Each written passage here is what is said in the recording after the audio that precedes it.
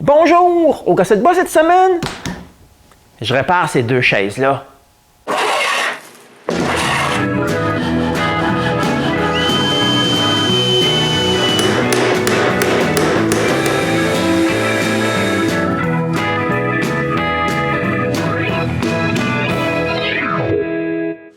Eddie, un de mes auditeurs, m'a contacté pour me demander si je pouvais réparer ses chaises. Comme vous pouvez le voir, les deux bras sont tombés, puis le reste, il n'est pas vraiment mieux. Je vais commencer par les bras brisés. Par contre, on peut bien voir que quelqu'un a essayé de les réparer.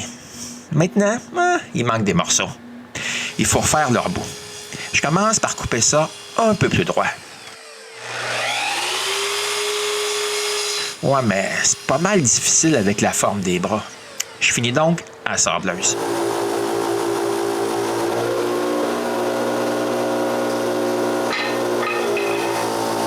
Ouais, ça c'est pas mal mieux. Mais il faut coller un bout de bois ici. Oui, mais ma vieille raboteuse, là, laissait des belles marques sur le bois. Je dois me débarrasser de ça.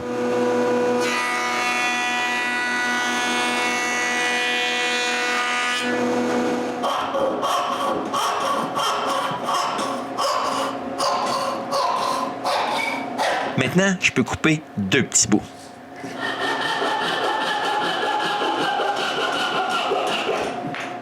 Pour recoller les chaises, j'ai acheté de la colle époxy qui semble être un peu flexible. Je vais donc l'utiliser pour la première fois. Elle a la consistance de la colle époxy 5 minutes, mais elle a un temps de travail de plus d'1 heure. Je mets la colle sur le bout que je viens de sabler, sur un des bouts de bois, et je retiens ça en place avec des serre-joints à ressort. Je fais exactement la même chose pour l'autre bras. Je laisse ça sécher comme ça pendant 24 heures. Maintenant, je dois donner la bonne forme au bois. Ouais, mais c'est loin d'être facile, parce qu'il n'y a pas de bonne façon de retenir le bras en place. Je m'aperçois que dans cette serre, c'est pas mal plus facile.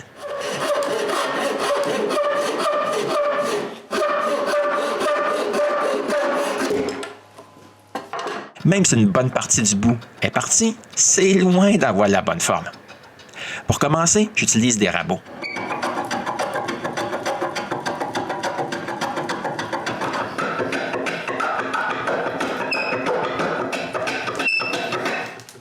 C'est pas terriblement vite, mais j'arrive à lui donner une forme assez grossière.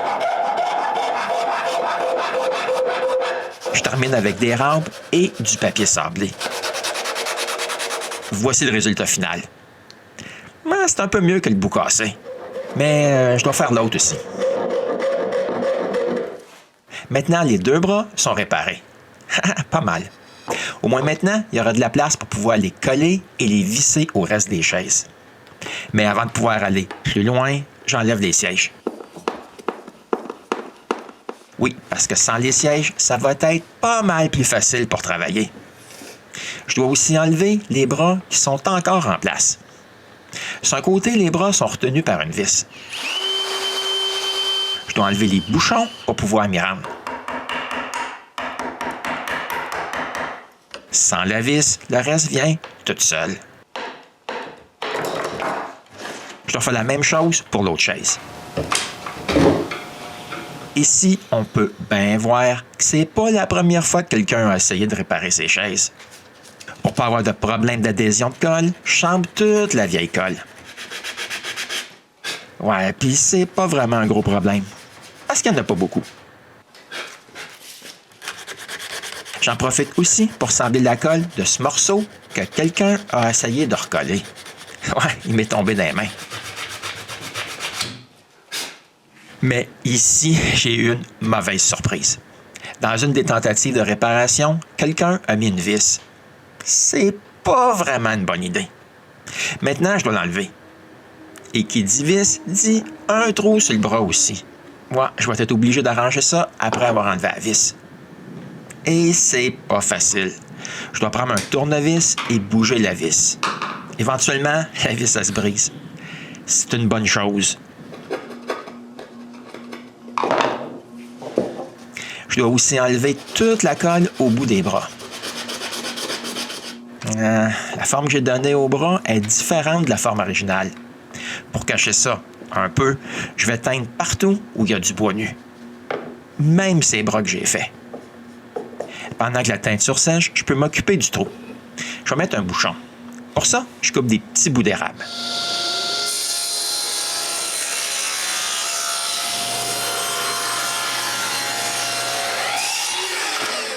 Je mets le bout un peu rond. OK, il n'est pas super rond, mais ça va faire l'affaire.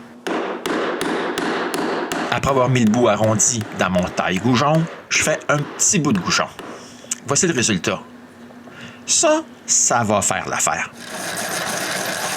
Par contre, je dois lui tailler le bout avec mon taille-crayon. J'utilise cette mèche qui perce des trous du même angle qu'un taille-crayon. Ouais, mais malheureusement, cet article, il se vend plus. Ah, dommage. C'est commode pour boucher un trou. J'ai juste à laisser la colle sécher maintenant. Avec tous ces montants et traverses, le dos, lui, il est solide de ce sens. Par contre, c'est pas la même chose pour l'avant. Je vais donc tout démonter. La première chose à enlever sont les coins vissés. Quand c'est fait, tout l'avant s'enlève facilement.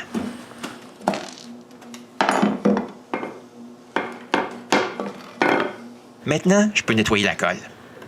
OK, c'est pas une grosse job. Je peux pas croire que quelqu'un a approuvé ça. L'autre côté, lui, prend plus de temps parce qu'il y a pas mal plus de colle. C'est maintenant le temps de recoller tout ça. Je vais encore utiliser la même époxy que la dernière fois.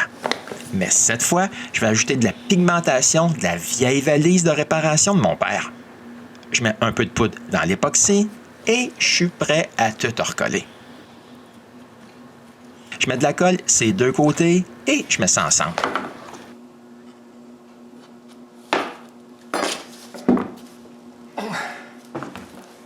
Quand le devant y est collé, c'est possible de le recoller au reste de la chaise. Mais c'est pas fini. Il y a aussi les supports des coins à coller. Mais cette fois-ci, là, je m'assure qu'il y a de la colle ces deux côtés, pas juste sur le bloc du coin. Tout ce qu'il reste à faire, c'est de reposer les vis qui retenaient des coins. J'essuie les dégoutures de colle.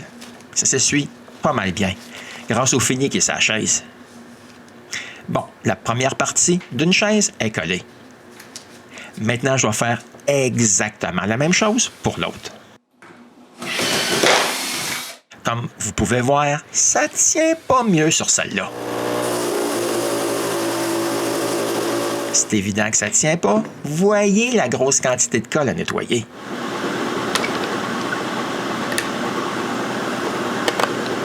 Et c'est le temps de tout recoller. Une deuxième chaise de fête. Comme il me reste encore un peu d'époxy, je peux recoller ce petit bout qui est brisé. Pour le retenir en place, j'utilise du ruban à peinturer. Ouais, il n'y a pas vraiment de solution miracle ici pour retenir ce morceau-là en place. Je laisse toute cette époxy tranquille pendant 24 heures. Mais je peux quand même m'occuper de la réparation du trou. Cette colle-là est déjà sèche.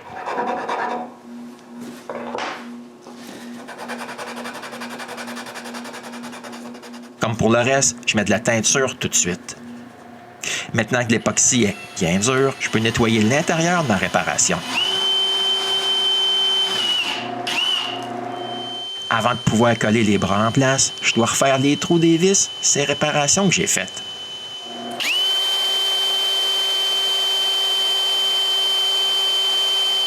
Ouais, puis il faudra boucher ces trous plus tard. Je fais donc les bouchons tout de suite.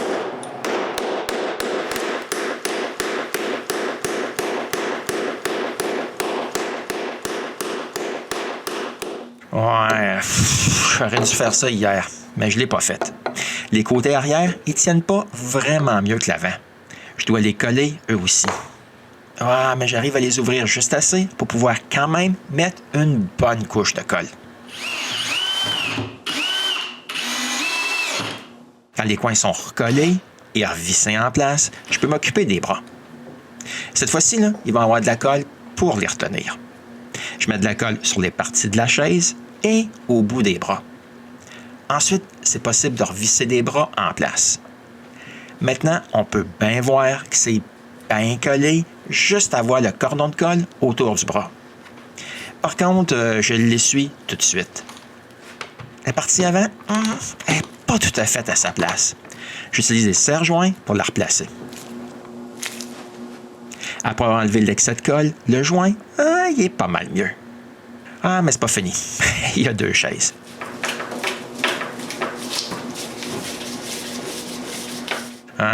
Mais sur l'autre, j'arrive pas à tout remettre en place. Originalement, il y avait du bouche-port là. Je le sais parce que je l'ai gratté. Pour ma part, je vais encore utiliser de l'époxy. Mais cette fois-ci, je vais l'épaissir avec de la poudre de silice. Maintenant, l'époxy a plus la consistance de la tire d'érable. J'en mets partout dans les craques. J'essuie l'excès. C'est vraiment mieux. Ouais, mais je suis sûr que vous avez vu qu'il restait un peu de colle. Je la nettoie toute avec de l'acétone. Ça fait une bonne job. J'ai fini avec l'époxy, mais je dois coller les bouchons pour cacher les vis des bouts des bras. Une couple d'heures plus tard, la colle des bouchons est sèche et je peux couper l'excès.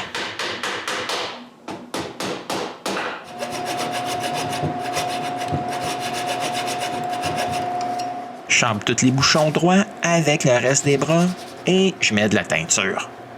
Maintenant, je suis prêt pour appliquer un nouveau fini sur les chaises. Premièrement, je les nettoie avec de l'acétone. Je vous dis qu'il n'y a pas de saleté qui résiste à l'acétone. Mais j'aurais jamais fait ça si je les aurais pas refinis parce que ça enlève aussi un peu de laque. Comme c'est propre, j'en profite pour mettre un peu de teinture aux endroits où les chaises sont endommagées. En fait, je les trouve pas si endommagées que ça. Je trouve seulement quelques endroits où il manque de la teinture. Comme fini, je commence par la gomme de laque. La gomme de laque colle sur toutes les finis et toutes les finis collent sur la gomme de laque. Je vaporise 2 couches comme ça.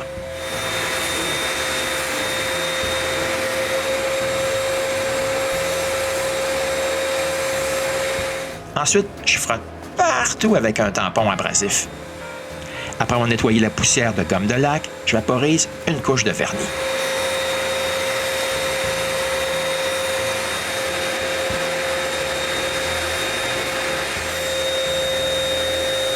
En fait, durant le reste de la journée, je vaporise 3 couches de vernis en tout. Le lendemain, je suis capable de réinstaller les sièges. Voici les 2 chaises que j'ai réparées pour Eddie. La chance que vous ayez à réparer une chaise exactement comme celle-ci est assez mince. Par contre, j'espère que je vous ai donné une couple de trucs pour que vous puissiez le faire un jour si vous avez à le faire. Et on se revoit bientôt pour un autre épisode du Gosseux de bois.